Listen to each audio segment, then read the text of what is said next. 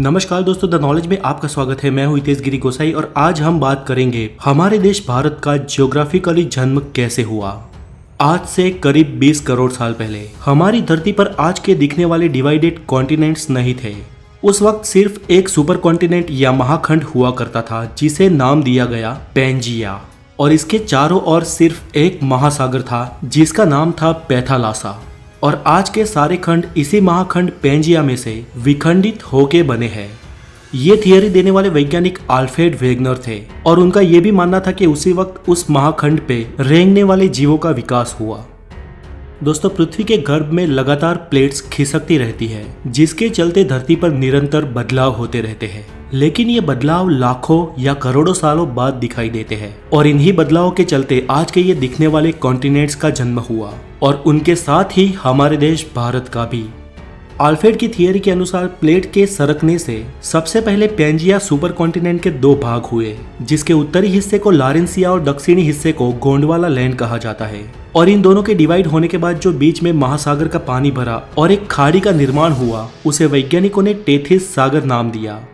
Pangaea में से अलग हुए उत्तरी महाद्वीप लारेंसिया में से आज के एशिया, यूरोप और उत्तर अमेरिका जैसे कॉन्टिनेंट्स बने, जबकि गोंडवाना लैंड में से दक्षिण अमेरिका, अफ्रीका, ऑस्ट्रेलिया और एंटार्क्टिका जैसे कॉन्टिनेंट्स बने।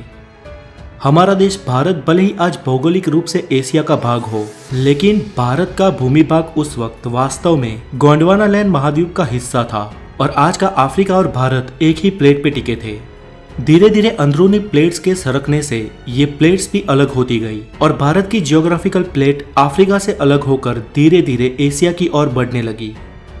वो आज के लद्दाख हिस्से की ओर लगातार बढ़ती रही और एक समय इस प्लेट का एशिया के लद्दाख वाले हिस्से पे टकराव हुआ। दोस्तों, भूगर्भ में जब दो प्लेट्स का टकराव होता है तो भारी प्लेट नीचे की ओर सरक जाती है और हल्की प्लेट ऊपर उठ जाती है। उस वक्त भी ऐसा ही हुआ और आज के हिमालय का निर्माण हुआ। ऐसा कोई कम समय में नहीं हुआ, ऐसा होने में करोड़ों साल लग गए और आज की इस भौगोलिक भूमि का निर्माण हुआ।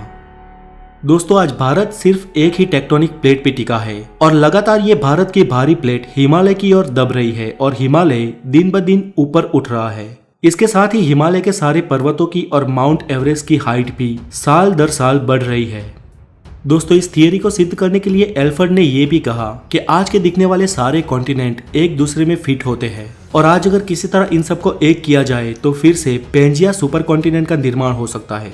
चले, ये तो एक संयोग भी हो सकता है, लेकिन अल्फ्रेड ने अलग अलग विस्तार में जाके उस महाखंडों की जीव सृष्टि का और प्राचीन खड़कों के अवशेषों का अवलोकन किया तो ये मालूम हुआ कि विविध अवशेष अलग अलग खंड में एक समान ही थे। इसके साथ ही अल्फ्रेड ने अपनी इस थियरी को सिद्ध करने के लिए कई सारे उदाहरण दिए। फ्रेंड्स, इस प्लेट्स के टकराव से भूकंप और ज्वालामुखी का खतरा रहता है। वैसे भारत में तो कोई खास सक्रिय ज्वालामुखी नहीं है, लेकिन हमारी इस एक प्लेट के सरकने से कभी कभी भूकंप के झटके महसूस होते हैं। हमारी अगली वीडियो में हम जानेंगे कि भूकंप और ज्वालामुखी का रीजन क्या है और लावा या मैग्मा कैसे बनता है। तो आज के लिए इतना ही। अगर आप नए हैं तो द नॉलेज को जरूर सब्सक्राइब करें और इस वीडियो को लाइक करें, हो सके उतना शेयर करें और अपना ख्याल रखें। Have a good day, take care.